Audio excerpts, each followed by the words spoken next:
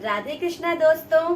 श्रीमद् भगवद गीता का अध्याय 7, जिसमें भगवान कृष्ण ने अर्जुन को भगवत ज्ञान का ज्ञान दिया हुआ है कि किस तरह से हम भगवान को पा सकते हैं। अगर हमारे मन में भगवान को पाने की इच्छा है तो हम किस तरह से भगवान को पा सकते हैं और किस तरह से भगवान की भक्ति कर सकते हैं। तो आइए सुनते हैं अध्याय 7। श्री भगवान ने कहा, यहाँ पे भगवान ने कहा से भगवान कृष्ण कुरुक्षेत्र में अर्जुन को गीता का ज्ञान सुना रहे हैं। गीता के ज्ञान का अध्याय 7 भगवत ज्ञान सुना रहे हैं कि किस तरह से तुम मनुष्य मुझे पा सकते हो, मेरी भक्ति कर सकते हो। तो श्री भगवान ने कहा, हे प्रतापुत्र। प्रतापुत्र से यहाँ पे अर्जुन को संबोधित कर रहे हैं। हे अर्जुन, अब सुनो कि तुम किस तरह मेरी भावना से पूर्ण होकर और अपने मन को मुझ में आसक्त करके योगाभ्यास करते हुए मुझे पूर्णतया संशय रहित, मतलब जिसमें किसी प्रकार का संशय ना हो, किसी प्रकार का तुम्हारे मन में कोई भी शक ना हो कि क्या क्या चीज है, पूर्णतया संशय रहित जान सकते हो। अब मैं तुमसे पूर्ण रूप से व्यवहारिक तथा दिव्य ज्ञान कहूंगा जो आज तक किसी ने नहीं कहा, किसी को नहीं पता, ना किसी गुरु ने किसी शिष्य को दिया हुआ है। वो अब मैं तुमसे दिव्य ज्ञान कहूंगा। तो भगवान कृष्ण कहते हैं, इसे जान लेने पर, इस ज्ञान को जान लेने पर तुम्हें जानने के लिए और कुछ भी शेष नहीं रहेगा। मतलब अगर तुमने ये दिव्य ज्ञान पा लिया तो तुम्हें और किसी भी ज्ञान की आवश्यकता है ही नहीं। इसी से तुम्हारा जो है मतलब इस संसार से बेड़ा पार हो जाएगा इस ज्ञान को पाने से। तो शेष नहीं रहेगा। कई हजार मनुष्यों में से कोई एक, यानी कि इतने सारे जो मनुष्य हैं इस संसार में, उन मनुष्यों में से बहुत हजारों में से, कई हजार मनुष्यों में से कोई एक मनुष्य, हजार में से एक सिद्धि के लिए प्रयत्नशील होता है। मतलब वो सिद्धि पाना चाहता है। हजार में से एक मनुष्य सिद्धि पाना चाहता है और इस तरह सिद्धि प्राप्त करने वालों में से कोई एक वास्तव में जान पाता है। मतलब हजार में से एक, बहुत हजार में से एक मनुष्य जब सिद्धि प्राप्त करने के लिए आगे बढ़ते हैं तो उनमें से भी एक मनुष्य, उनमें से भी सिर्फ और सिर्फ एक मनुष्य या वास्तव में यह जान पाता है कि भगवान क्या है, भगवान को हम किस तरह से पा सकते हैं। तो हर किसी के बस की बात नहीं है कि हर कोई भगवान को समझ सके। तो आगे बोलते हैं कि हे धनंजय, हे अर्जुन। धनंजय से भी यहाँ भगवान अर्जुन को संबोधित करते हैं कि हे धनंजय, मुझसे श्रेष्ठ कोई सत्य नहीं है। मतलब मैं ही परम सत्य हूँ, मुझसे श्रेष्ठ कोई सत्य नहीं है। जिस प्रकार मोती धागे में गुथे रहते हैं, जिस तरह हम माला पहनते हैं, जिस तरह से मैंने पहनी हुई है, ऐसी तरह की हम लोग मालाएं पहनते हैं। तो इसमें जो धागा है जो पूरे मोतियों को बांध के रखता है जिससे कि मोती बिखरे ना, तो उसी प्रकार से कह रहे हैं भगवान कि जिस प्रकार मोती धागों में गुथे रहते हैं उसी प्रकार सब कुछ मुझ पर ही आश्रित है। मतलब भगवान जो है इस माला के धागा है और उस धागे में हम लोग सारे गुथे हुए हैं।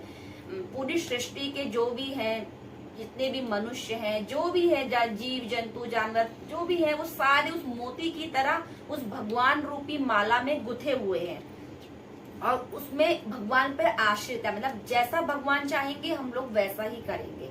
सब कुछ मुझ पर ही आश्रित है। हे कुंती पुत्र, हे अर्जुन, मैं जल का स्वाद हूँ। मतलब जो हम जल ग्रहण करते हैं जिससे हमें महसूस होता है कि हाँ हम ये जल पी रहे हैं, हम ये पानी पी रहे हैं, तो उस पानी का स्वाद भी भगवान ही है। मैं उस जल का स्वाद हूँ।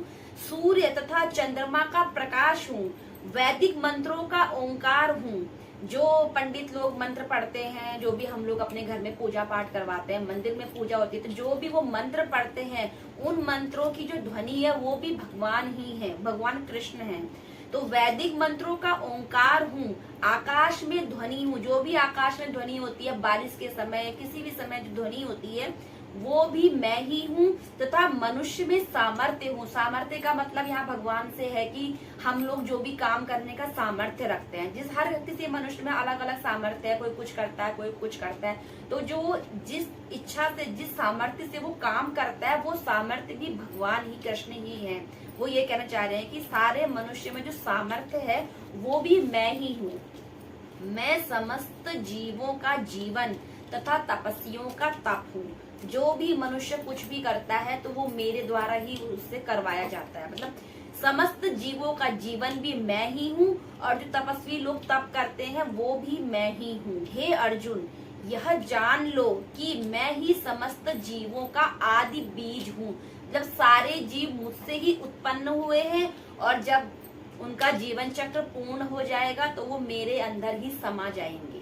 बस इतना ही है, बाकी सब कुछ मैं हूँ। मनुष्य का काम सिर्फ इतना ही है कि वो अपना इस लोक में आए हुए हैं तो यहाँ पे आए, अपना कर्म करे, अच्छा बुरा जैसा भी उनका होगा वो कर्म करे और उसके बाद मुझ में ही समा जाए।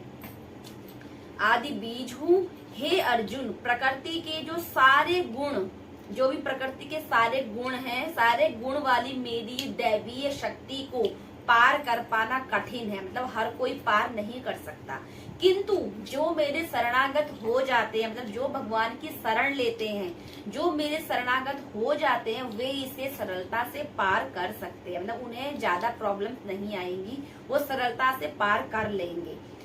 और जो निपट मूर्ख है, निपट मूर्ख से यहाँ पे भगवान का अर्थ है कि जैसे आजकल बहुत लोग हो गए हैं कि नहीं जी हम तो भगवान को नहीं मानते, हम तो नास्तिक हैं, ऐसा कुछ नहीं है, ऐसा कुछ नहीं है। उनसे भगवान का मतलब है कि जो निपट मूर्ख हैं, जो माया में लीन हैं, जो आसुरी प्रवृत्ति वाले हैं, जो कि ये सब होता है कि नहीं जी पैसे ही सब कुछ है। हाँ, पैसे होते हैं, धन कमाना भी बहुत जरूरी है, लेकिन उसके साथ साथ भगवान की भक्ति करना भी बहुत जरूरी है। इससे सबसे बड़ी बात ये होती है कि हमारा अपना मन जो है वो शांत रहता है, काम में लगा रहता है और मन एकदम शांत रहता है। कभी आप भी लोग भी ये एकदम ट्राई करना कि किसी दिन आप बहुत परेशान हैं, बहुत मन अशांत है आपका, आप जैसे तैसे अपने मन को एकाग्र करके एक बार कुछ भी धार्मिक किताब पढ़ना, अपने आप ही आपका मन शांत हो जाएगा। ये मैंने खुद अपने ऊपर आजमाया हुआ है, इसीलिए मैं आपको बता रही हूँ कि भगवान की भक्त जरूरी नहीं है कि किसी मनोकामना है तभी जाके करो। अपना मन, अपने मन को शांत करने के लिए भी हम ये सारी चीजें कर सकते हैं। तो भगवान यही कह रहे हैं कि जो निपट मूर्ख हैं, जो माया में लीन हैं, जो आसुरी प्रवृत्ति वाले हैं, ऐसे लोग मेरी शरण कभी ग्रहण नहीं करते। हे प्रिय अर्जुन, 4 प्रकार की जो पुण्यात्मा है वो मेरी सेवा करती हैं। 4 प्रकार की, उसमें क्या है? आत्र, जिज्ञासु, अर्थार्थी तथा ज्ञानी। ये 4 प्रकार के लोग हैं जो मेरी सेवा करते हैं। तो और ये कौन लोग हैं, इनका मतलब भी आगे भगवान समझा रहे हैं कि ये वे लोग हैं जो समाज के नियमों का पालन करते हैं। मतलब मानते हैं उन्हें कि अगर कुछ कोई नियम बनाए हुए हैं तो वो सही के लिए बनाए गए, उसका पालन करो, या औरों से करवाते हैं कि नहीं जी आप ऐसा करो, ये सही है। मतलब ज्ञान देते हैं, जो समाज के नियमों को मानते हैं, उनका पालन करते हैं और परमेश्वर के प्रति अपनी भक्ति रखते हैं, श्रद्धा रखते हैं, बिना किसी मनोकामना के, बिना किसी लालच के परमेश्वर के प्रति भक्ति रखते हैं। और इन लोगों में भी 4 श्रेणियां हैं, जो ये सब करते हैं भगवान के प्रति, उनमें भी 4 श्रेणियां आती हैं। वे जो पीड़ित है, पीड़ित का मतलब यहाँ पे जो बहुत दुखी रहते हैं, जिन्हें बहुत दुख है, या कभी कोई बीमारी लग जाती है किसी इंसान को, जो डॉक्टरों से भी ठीक नहीं हो पाती है, इस तरह के लोग भगवान को मानते हैं कि हे भगवान मेरी ये बीमारी ठीक हो जाए, हे भगवान ऐसा हो जाए। तो ये वो लोग हैं जो पीड़ित हैं, जिन्हें, और दूसरे नंबर का क्या है, जिन्हें धन की आवश्यकता है। जैसे बहुत लोग होते हैं कि बहुत मेहनत कर ली है तो उसके बाद भी सफल नहीं हो पाते हैं। वो लोग जिन्हें धन की आवश्यकता है वो बोलते हैं हे भगवान ये हो जाए तो मैं ऐसे करूंगा, ऐसे करूंगा, वैसे करूंगा। जिन्हें धन की आवश्यकता है वे, जिन्हें जिज्ञासा, और एक वो लोग होते हैं जिन्हें जिज्ञासा है, जिन्हें परम सत्य का ज्ञान है। मतलब जो चाहते हैं कि हमें परम सत्य का ज्ञान हो। ये सारे लोग विभिन्न परिस्थितियों में परमेश्वर की भक्ति करते रहते हैं। ये शुद्ध भक्त नहीं है। ये भगवान कह रहे हैं कि ये मेरे जो है भक्त नहीं है, शुद्ध भक्त। क्योंकि क्योंकि क्यों शुद्ध भक्त नहीं है? क्योंकि ये मेरी भक्ति के बदले मुझसे कुछ चाहते हैं, मतलब कोई इनकी मनोकामना हृदय में है जो ये मेरी भक्ति कर रहे हैं कि भगवान अगर मैं आपकी भक्ति कर रहा हूँ तो इसके बदले मेरे को ये चाहिए। तो इस तरह के जो भक्त होते हैं वो शुद्ध भक्त नहीं होते हैं, क्योंकि इनके हृदय में जो है महत्वाकांक्षाएं होती हैं अपने प्रति, अपने परिवार के प्रति। महत्वाकांक्षाओं से घिरी हुई भक्ति शुद्ध भक्ति नहीं कहलाती है। भगवान ये अर्जुन को बता रहे हैं कुरुक्षेत्र में कि महत्वाकांक्षाओं की पूर्ति करना चाहते हैं जो लोग, वो शुद्ध भक्ति नहीं है। शुद्ध भक्ति क्या है?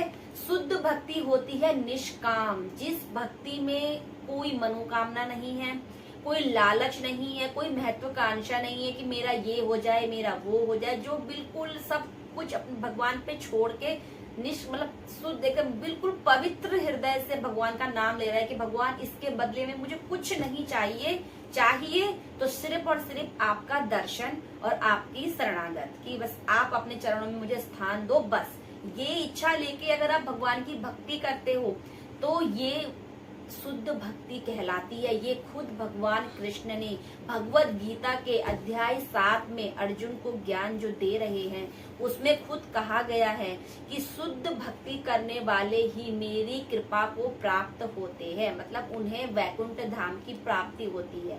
जो लोग इस तरह से कहते हैं कि हे भगवान मेरा ये हो जाए तो मैं इतना करूंगा, तो वो शुद्ध भक्ति नहीं। भगवान उनकी मनोकामना भी सुनते हैं, ऐसी बात नहीं है, लेकिन वो शुद्ध भक्ति नहीं है। मतलब वो ठीक है, उन्होंने भगवान की भक्ति करी, भगवान ने उनकी मनोकामना पूर्ण करी, बस हो गया।